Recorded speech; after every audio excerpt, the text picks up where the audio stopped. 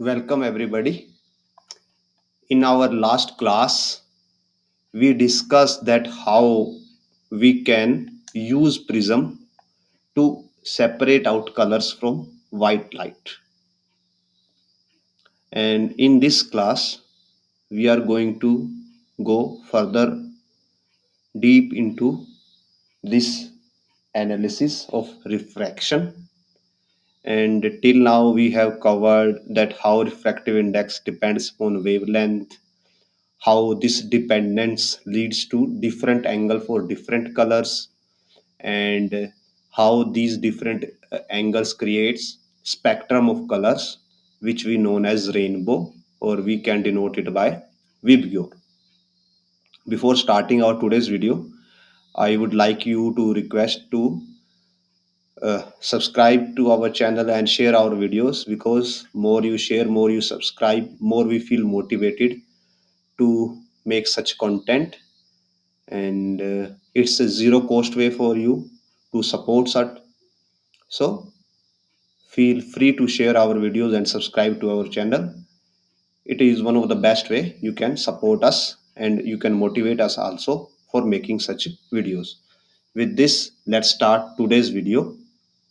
In our previous video, we discussed how splitting of color happens, and today we will go further. So in our last video, we discussed till here that how a prism produces colors. So this phenomena of production of colors through refraction is known as dispersion. So first we will note down this concept of dispersion.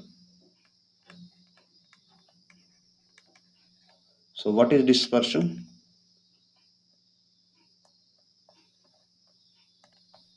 It is splitting of colors of white light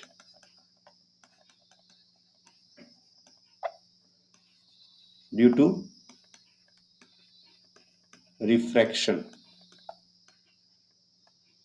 refraction की वजह से जो white light है वो अपने colours में spread हो जाती है, और उसको डिस्पर्शन बोलते हैं। अभी हमने एक सिंगल प्रिज्म के लिए ये किया। अगर सपोज कीजिए हमारे पास फर्दर दो प्रिज्म हो, तो लेट्स ड्रॉ कि हम दो प्रिज्म फिर से ड्रॉ कर लेते हैं। सेम इस टाइप के हम दो प्रिज्म्स बनाते हैं।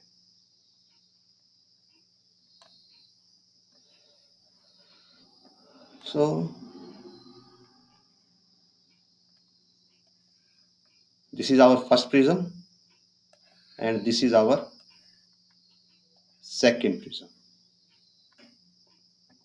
हम यहाँ से व्हाइट लाइट स्ट्राइक करवाते हैं इस पे, तो हम व्हाइट लाइट को यहाँ पे ब्लैक कलर से रिप्रेजेंट कर रहे हैं, बिकॉज एज सच हम उसको रिप्रेजेंट नहीं कर सकते। इसको थोड़ा और एंगल बनाते हैं सो दैट हम प्रॉपर वे में रिप्रेजेंट कर पाए। सो ये हमारी व्हाइट लाइट है। अब हम इसके लिए फिर से नॉर्मल ड्रॉ करेंगे। नॉर्मल समथिंग ऐसे आएगा। तो सबसे पहले हमारा आता है जो नॉर्मल के सबसे पास होगा, दैट इज वॉयलेट, और या हम जो अभी ब्लू कलर यूज कर रहे हैं, तो सबसे पास वो ब्लू कलर होता है, समथिंग लाइक दिस। फिर ग्रीन कलर, जो हमने अब तक एग्जांपल किया उसमें हमने 3 कलर ही यूज किए हैं, और लास्ट में रेड कलर।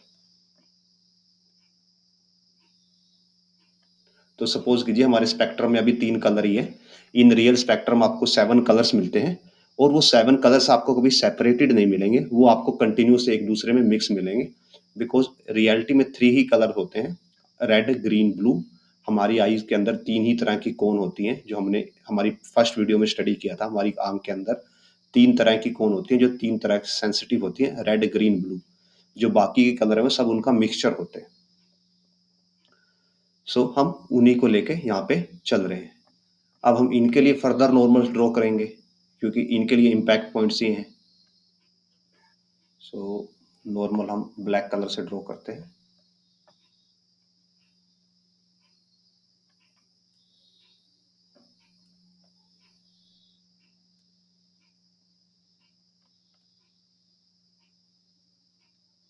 इसके लिए तो ऑलमोस्ट यही होगा नॉर्मल।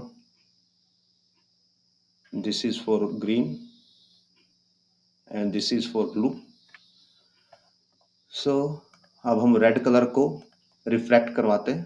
तो रेड कलर सबसे कम बैंड होगा, तो ये एज इट इज यहाँ पे चला जाएगा। उसके बाद ग्रीन कलर,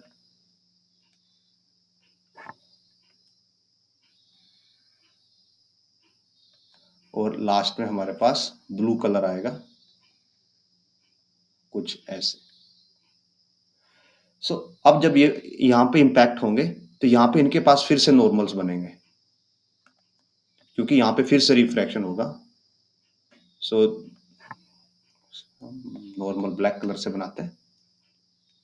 सो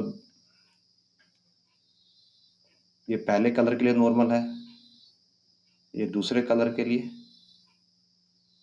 और ये थर्ड कलर के लिए। सो अब फिर क्या होगा, अब फिर से जो रिफ्रैक्शन में क्या होता था कि रेड कलर सबसे ज्यादा बैंड होता है, सॉरी, हाँ, उसका एंगल ऑफ रिफ्रैक्शन सबसे ज्यादा होता है, ब्लू कलर का सबसे कम होता है। तो यहाँ पे जो एंगल बन रहा है नॉर्मल के साथ ब्लू का, वो एज इट इज ही है। सो ये पाथ्स कुछ ऐसे हो जाएंगे।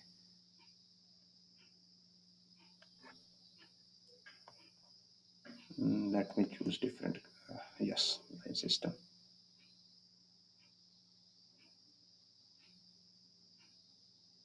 ये रेड का ऐसे हो जाएगा, ग्रीन का ऐसे हो जाएगा, और ब्लू का फर्दर ऐसे हो जाएगा। और जब ये फर्दर बाहर निकलेंगे, रेड ऐसे,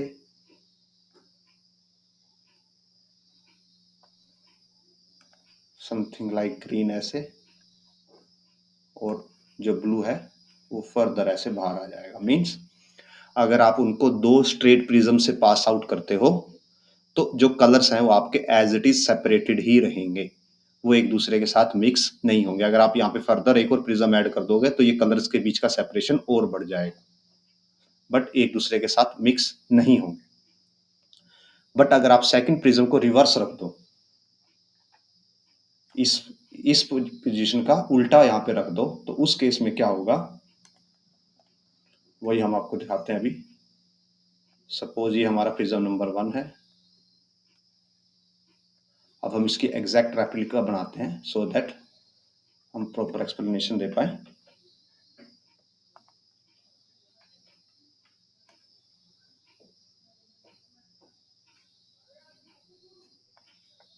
and we have to revert it, so तो नहीं चलेगा।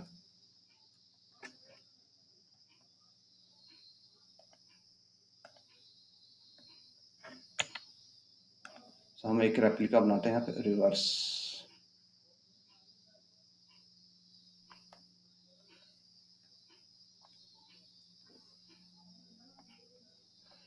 और इसको हम थोड़ा सा पास में मूव करते हैं। ये हो गया हमारा सेकंड प्रिज्म। अब हम यहाँ पे फिर से व्हाइट लाइट स्ट्राइक करवाते हैं, जिसको हम ब्लैक से रिप्रेजेंट कर रहे हैं। यहाँ पे हम एक बार नॉर्मल ड्रॉ करते हैं।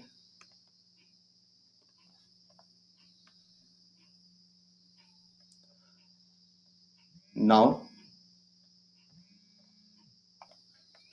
सो जो सबसे पहले हम ब्लू कलर बनाते हैं,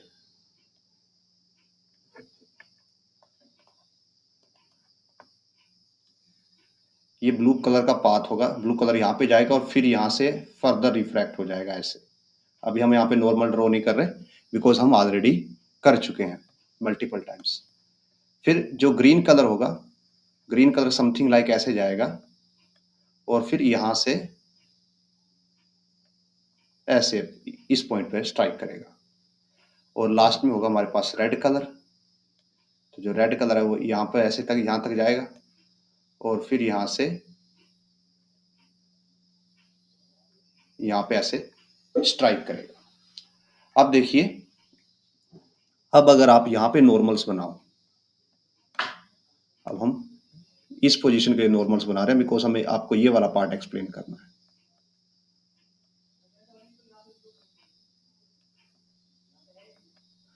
तो हमने आपको बताया था कि अब देखिए यहाँ पे एयर टू ग्लास लाइट जा रही है, यहाँ भी एयर टू ग्लास जा रही थी।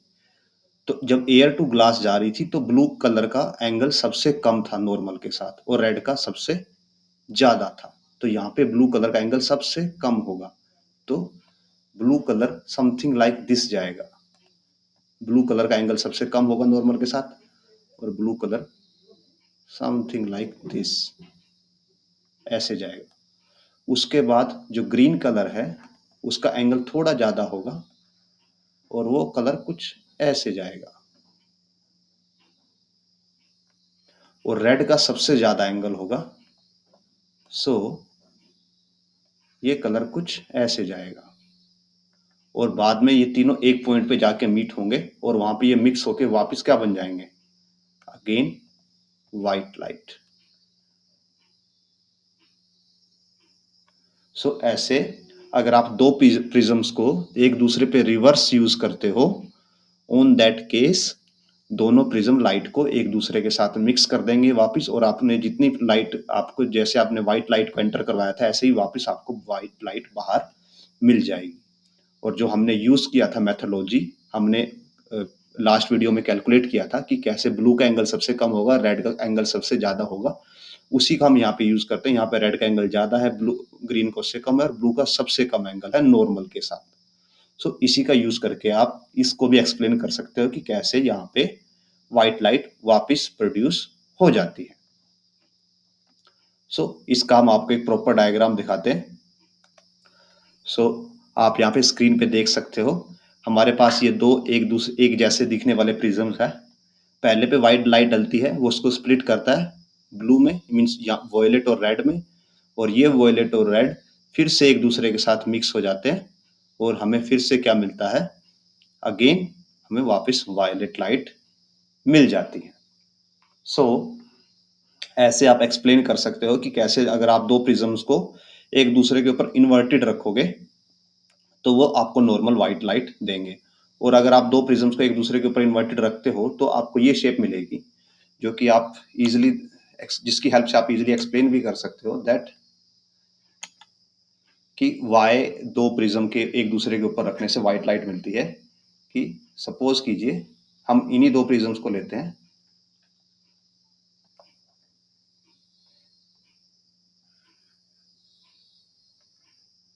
Let me use straight line.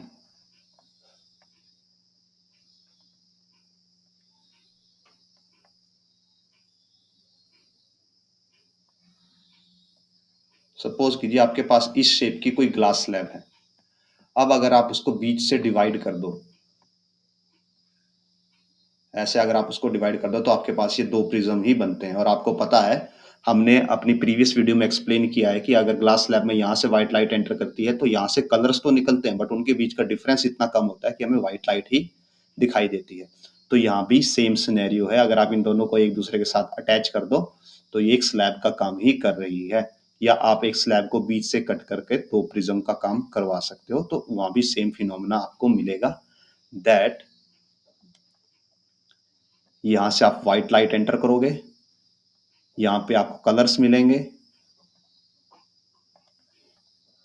Suppose ये वोयलेट कलर है, ये यहाँ तक जाएगा, फिर यहाँ से कुछ बेंड होगा, अगेन फिर आपको जो ऊपर वाला रेड होगा वो रेड यहाँ तक जाएगा और ये कुछ बेंड होगा, एक पॉइंट पे मिलेंगे और फिर बाद में आपको आउट में वापस as it is white light मिल जाएगी।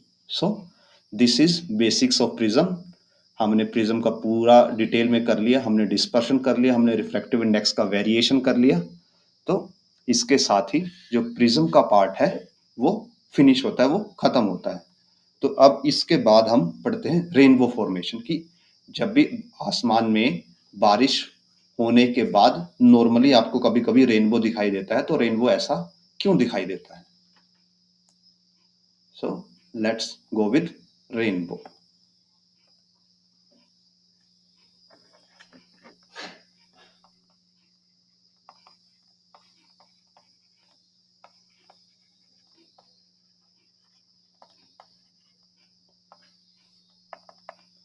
सो जो रेनबो होता है, why it is formed?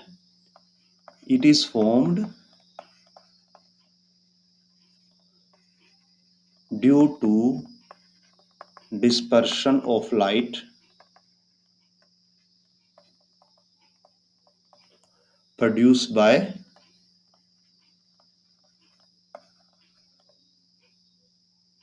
water droplets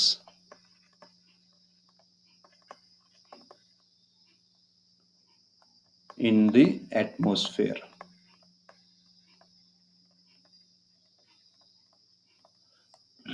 dispersion है जो हम आपको ऑलरेडी एक्सप्लेन कर चुके हैं। डिस्पर्शन का मीनिंग क्या होता है?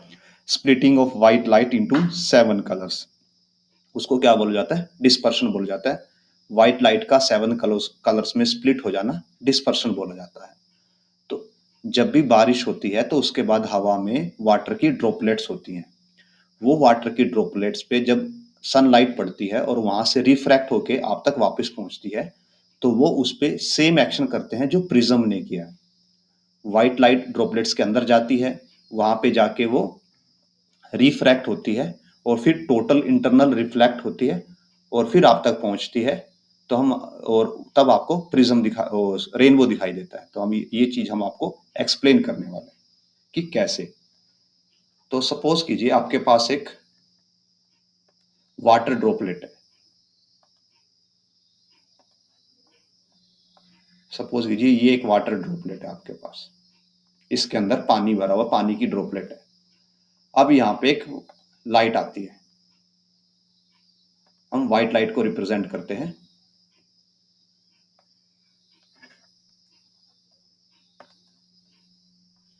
ये व्हाइट लाइट आती है यहाँ पे ऐसे। अब इस सरफेस पे हमें नॉर्मल ड्रॉ करना पड़ेगा, बिकॉज यहाँ पे क्या होगा? रिफ्रैक्शन होगा। तो हम इस सरफेस पे एक नॉर्मल ड्रॉ करते हैं। ये हमने सरफेस पे नॉर्मल ड्रॉ कर लिया। तो रिफ्रैक्शन की वजह से फिर से व्हाइट लाइट क्या होगी? स्प्लिट हो जाएगी कलर्स में, 7 कलर्स में। अभी हम यहाँ पे सिर्फ 3 कलर्स रिप्रेजेंट कर रहे हैं, ब्लू, ग्रीन एंड रेड। सो हमें ये पता है कि ब्लू का एंगल सबसे कम होता है, वो नॉर्मल के सबसे पास होता है। तो सपोज कीजिए ये है ब्लू कलर, ये ब्लू कलर स्प्लिट होके यहाँ पे आता है। उसके बाद ये यहाँ पे ग्रीन कलर पहुंचता है और उसके बाद यहाँ पे रेड कलर पहुंचता है। अब यहाँ पे 2 फिनोमिनास पॉसिबल हैं। नंबर 1, पहला फिनोमिना क्या है? दैट जो लाइट है वो यहां से बाहर निकल जाए, जो ये कलर है यहीं से रिफ्रैक्ट हो जाए। और दूसरा क्या है कि वहां यहां से रिफ्लेक्ट हो जाए। हम आपको दोनों केसेस एक्सप्लेन करते हैं कि क्या होता है। तो हम दोनों केसेस को एक्सप्लेन करने के लिए आपको 1 बाय 1 एक्सप्लेन करेंगे। तो फर्स्ट केस क्या है? Refraction from opposite side.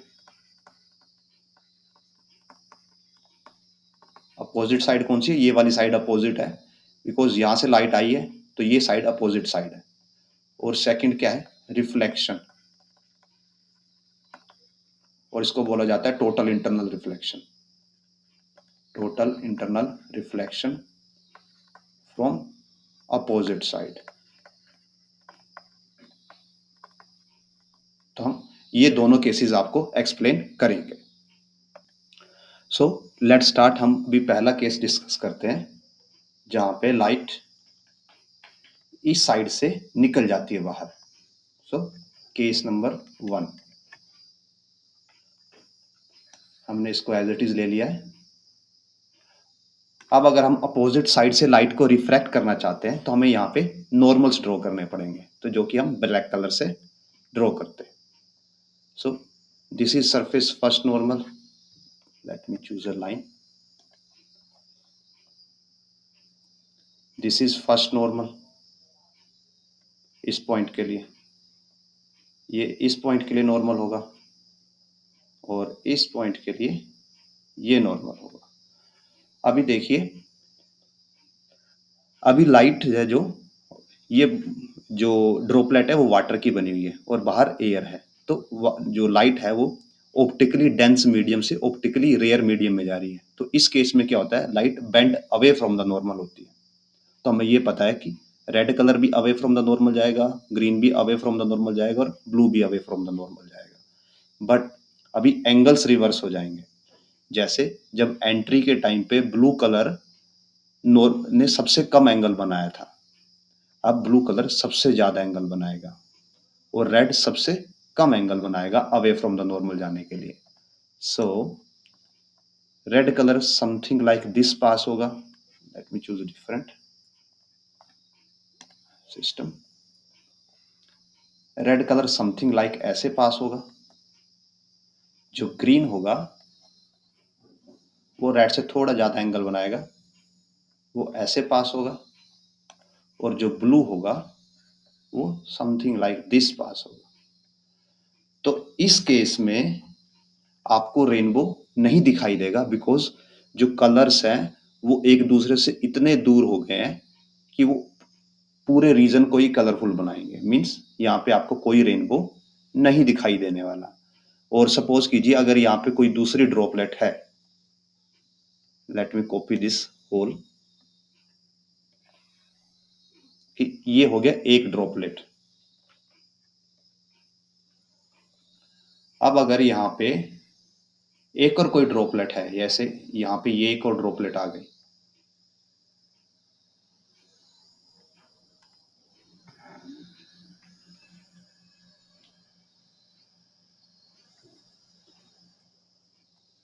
जैसे ये एक और सेकंड ड्रॉपलेट आ गई, तो अब यहाँ पे क्या होगा, ये रेड कलर इस ब्लू के साथ मिक्स होना स्टार्ट हो जाएगा और इस ग्रीन के साथ मिक्स होना स्टार्ट हो जाएगा और वापस से ये क्या बनाना स्टार्ट कर देंगे, अगेन व्हाइट कलर।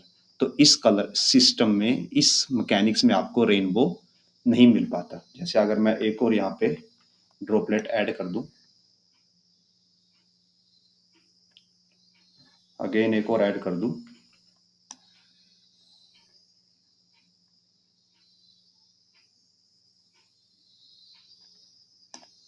तो आप मल्टीपल ड्रॉपलेट से देख सकते हो कि इसका रेड इसके ब्लू के साथ, इसका ग्रीन इसके ब्लू और इसके रेड के साथ, ये ऐसे कॉम्बिनेशन सिस्टम बनना स्टार्ट हो जाएगा कि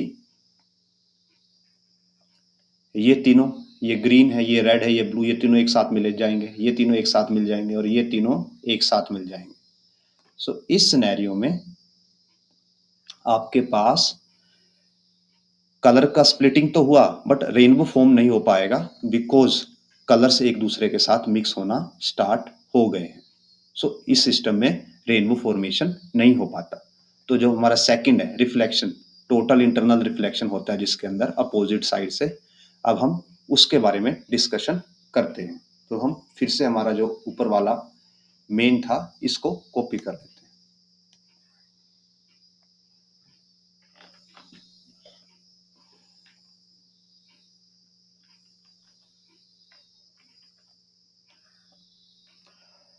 अब यहाँ पे हम केस नंबर बी की बात कर रहे हैं।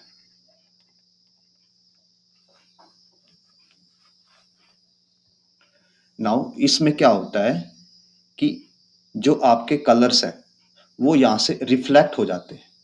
अब इसको टोटल इंटरनल रिफ्लेक्शन बोला जाता है। आप हायर क्लासेस में पढ़ोगे कि किसी डेंस मीडियम से जब लाइट रेयर मीडियम में जाती है तो ऐसा पॉसिबल है कि वो रिफ्लेक्ट हो जाए, अगर ये एंगल एक क्रिटिकल एंगल पे हो, एक पर्टिकुलर एंगल पे लाइट इंसिडेंट करे। तो उस केस में क्या होगा, जो आपकी लाइट है, रेड लाइट यहाँ से रिफ्लेक्ट होके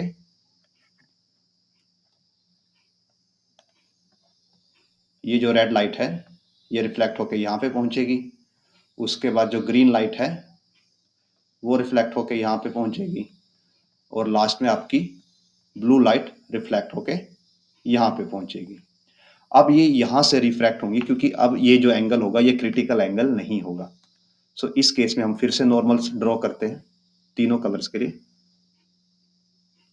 ये हमारे लिए पहले के लिए नॉर्मल, ये दूसरे के लिए, और ये इसको थोड़ा सा ये ऐसे बनेगा, ये थर्ड के लिए नॉर्मल। सो नाउ अब हमें ये पता है कि यहाँ पे फिर से लाइट क्या जा रही है, डेंसर टू रेयरर मीडियम जा रही है। डेंस, क्योंकि वाटर डेंस मीडियम है, ऑप्टिकली डेंस, और जो एयर एयर है वो ऑप्टिकली रेयर मीडियम है। तो लाइट यहाँ पे डेंस टू रेयर जा रही है, तो ये bend away from the normal होगी। तो लाइट रेड कलर भी बेंड फ्रॉम अवे होगा, ग्रीन भी बेंड अवे, एंड जो ब्लू कलर है वो भी bend away from the normal होगा। और नाउ ब्लू कलर सबसे ज्यादा bend away from the normal होगा, रेड कलर सबसे कम bend away from the normal होगा, बिकॉज यहाँ पे एंगल्स रिवर्स हो जाएंगे।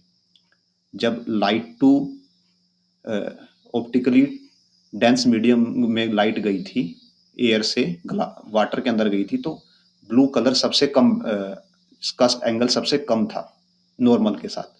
अब ब्लू कलर का एंगल सबसे ज्यादा हो जाएगा नॉर्मल के साथ। So blue colour something like this बाहर आएगा। Now coming to green colour, green colour something like, इसका एंगल थोड़ा सा उसके कंपैरेटिवली कम होगा ब्लू कलर के कंपैरेटिवली नॉर्मल के साथ, तो वो ऐसे आएगा। और रेड कलर का सबसे कम होगा, सो रेड कलर ऐसे बाहर आएगा।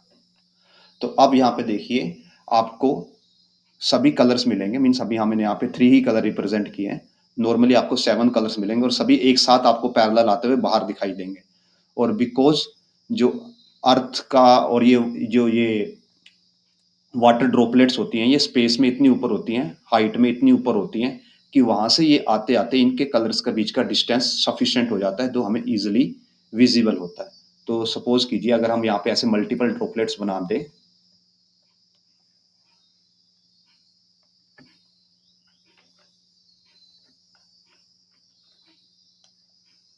तो ये देखिए ये सेकंड ड्रॉपलेट है हमारी,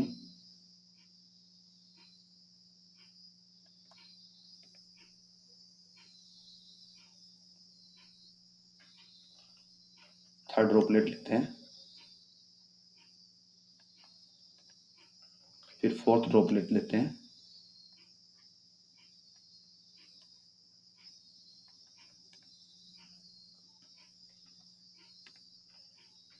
फिफ्थ लेते हैं। तो आप यहाँ पे देख पाओगे कि जो ड्रॉपलेट्स हैं वो एक दूसरे को क्रॉस नहीं कर रही, उनके कलर से एक दूसरे को क्रॉस नहीं कर रहे, वो एक दूसरे के साथ पैरेलल चल रहे हैं, तो वो एक दूसरे के साथ मिलकर व्हाइट कलर नहीं बनाएंगे। और यहाँ पे डिस्टेंस इतना होता है आपके बीच में और ड्रॉपलेट्स के बीच में कि जो कलर्स के बीच का डिस्टेंस है ये आप तब वहां आप तक पहुंचते पहुंचते सफिशिएंट इतना हो चुका होता है कि आप इंडिविजुअल कलर्स को देख पाओ।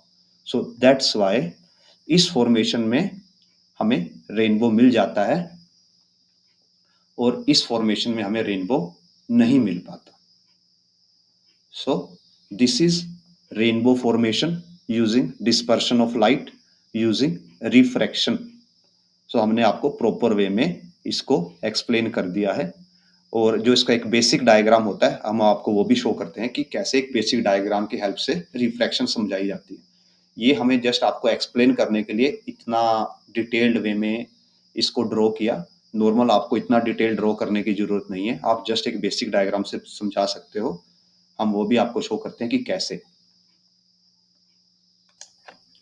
तो ये आपको आपकी स्क्रीन पे दिखाई दे रहा होगा, ये वाटर ड्रॉपलेट है, सनलाइट आती है, कलर्स में स्प्लिट होती है, ऊपर रेड है, नीचे थोड़ा ये येलोइश या ऑरेंज कलर है। जब ये स्प्लिट होती है तो यहाँ पे टोटल इंटरनल रिफ्लेक्शन होता है, मीन्स लाइट रिफ्लेक्ट हो जाती है मीडियम के अंदर ही वापस, और फिर ये कलर से एक दूसरे के पैरेलल बाहर निकलते हैं और उस केस में आपको रेनबो फॉर्म होता हुआ दिखाई देता है। सो ऐसे रेनबो फॉर्मेशन होती है रियल लाइफ में। हमने आपको इसका डिटेल्ड वे में भी एक्सप्लेन कर दिया है और हमने इसका आपको एक बेसिक डायग्राम भी समझा दिया है। अगर आपको अभी भी कोई डाउट है तो आप इस हमारे जो वीडियो है इसको थोड़ा पीछे से रिपीट करके देख सकते हैं, तो आपको एक बेटर अंडरस्टैंडिंग डेवलप हो पाएगी कैसे रेनबो फॉर्मेशन होता है। So this was about rainbow formation. अभी रिफ्रैक्शन में हमारे पास कुछ और भी टॉपिक्स हैं जो हम इस वीडियो में अब आगे डिस्कस करेंगे, that is atmospheric refraction. So let us start atmospheric refraction.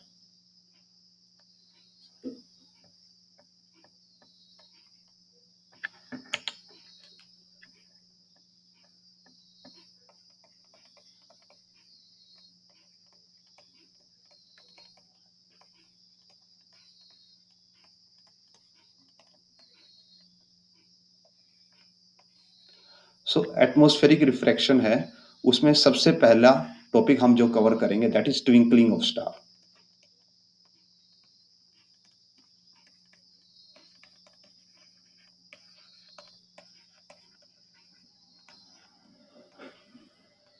तो इसको एक्सप्लेन करने के लिए हम एक बेसिक डायग्राम प्लॉट करते हैं कि सपोज कीजिए यहाँ पे अर्थ है,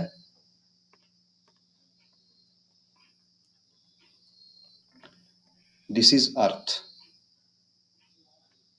अभी अर्थ के ऊपर आप हैं, सो दिस इज यू। और यहाँ पे कोई स्टार है, हम ये एक स्टार ले लेते हैं। और ये स्टार क्या करता है, लाइट एमिट करता है। हर स्टार, जैसे हमारा सन भी एक स्टार है, तो हर स्टार एक लाइट एमिट करता है और वो लाइट हम इजिली देख सकते हैं। तो सपोज कीजिए इससे लाइट आती है और आप तक पहुंचती है।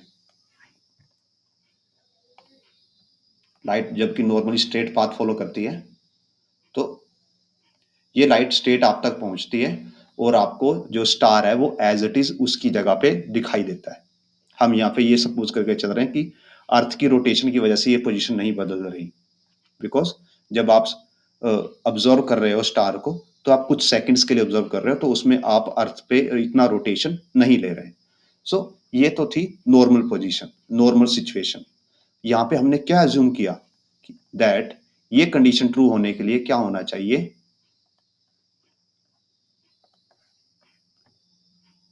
There should B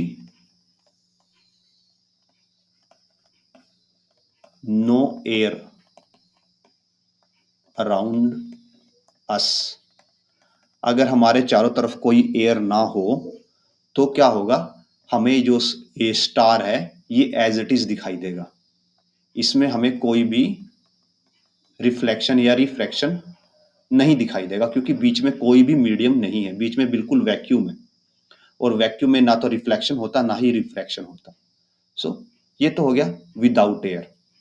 but real scenario ऐसा नहीं है। रियल सिनेरियो में क्या होता है, यहाँ पे आपके चारों तरफ एयर होती है। तो हम क्या करते हैं, अभी हम एयर वाला सिनेरियो लेते हैं। So let us copy.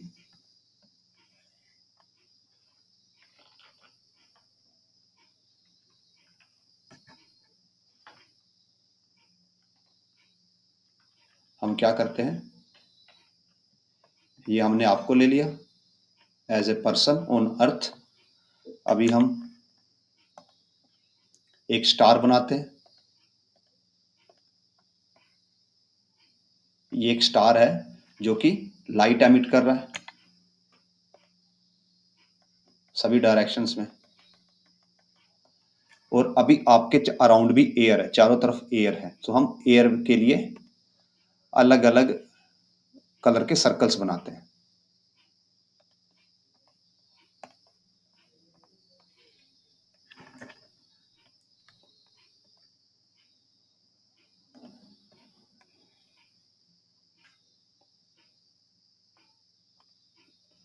ये फर्स्ट सर्कल हो गया,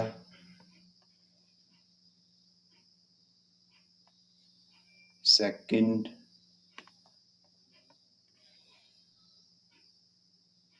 रेड नहीं यूज करेंगे हम बिकॉज रेड हम लाइट के लिए यूज कर रहे हैं। और ये third. Let me adjust their position.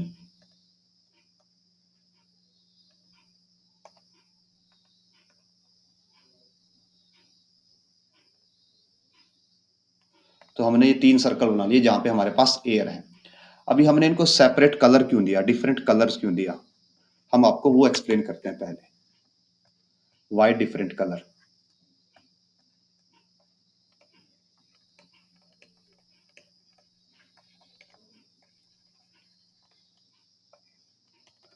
सो जो हमारी अर्थ है, इस पे सिर्फ एक स्टार से लाइट नहीं आती, हमारे यहाँ पे सन भी है जिससे हमारे पास लाइट आती है। सपोज ये सन है, वैसे सन साइज में बहुत बड़ा होता है, बट हम यहाँ पे आपको जस्ट डेमोन्स्ट्रेशन के लिए बता रहे हैं कि यहाँ पे एक सन भी है हमारे पास, और सन से हमारे पास लाइट आती रहती है। सो ये ऐसे सन से लाइट आती रहती है अर्थ के ऊपर।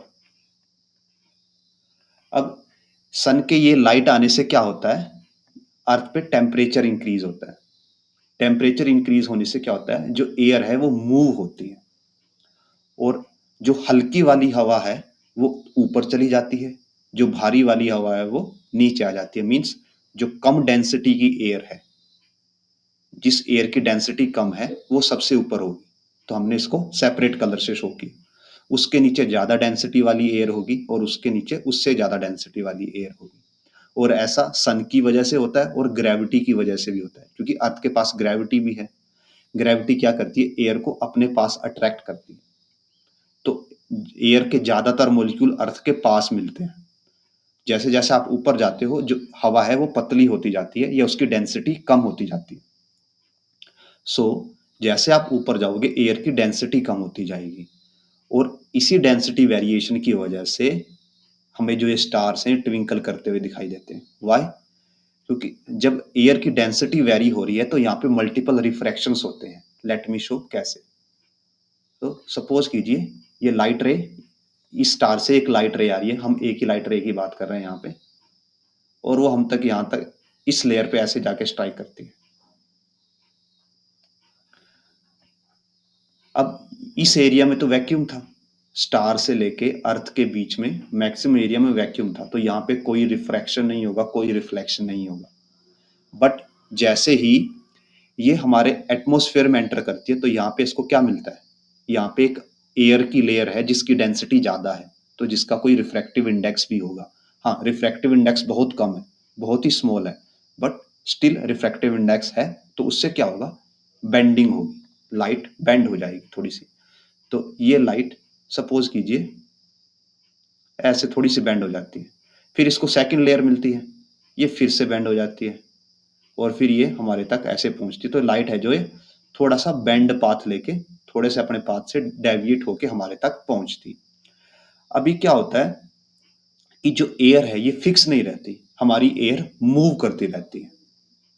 तो जैसे एयर मूव करती है, अगर मान लो ये वाला पार्टिकल एयर का अब यहाँ पे आ गया तो इसकी डेंसिटी भी चेंज हो जाएगी।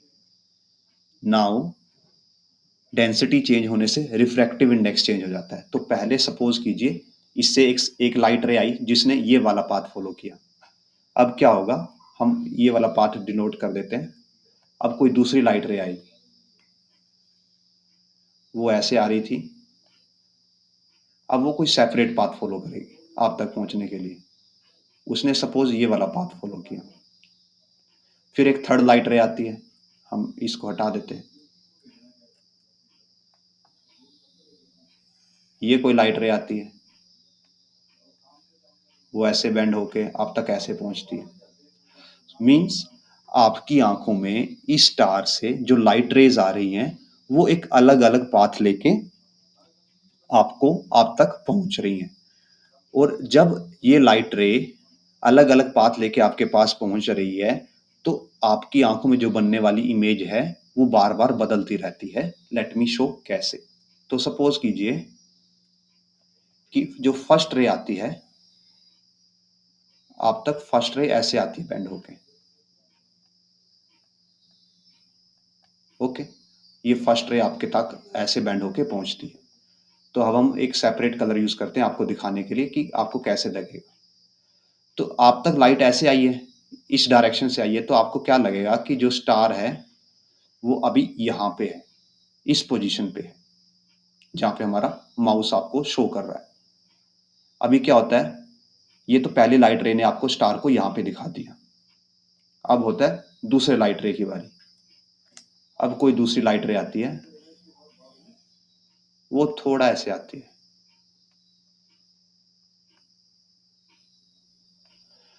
अब अगर आप इसके पाथ को वापस बैक ट्रेस करोगे तो आपको लगेगा कि स्टार यहां पे है। मींस जो स्टार की पोजीशन है depending upon the refraction of light, कभी आपको यहां पे दिखाई देगी, कभी आपको यहां पे दिखाई देगी।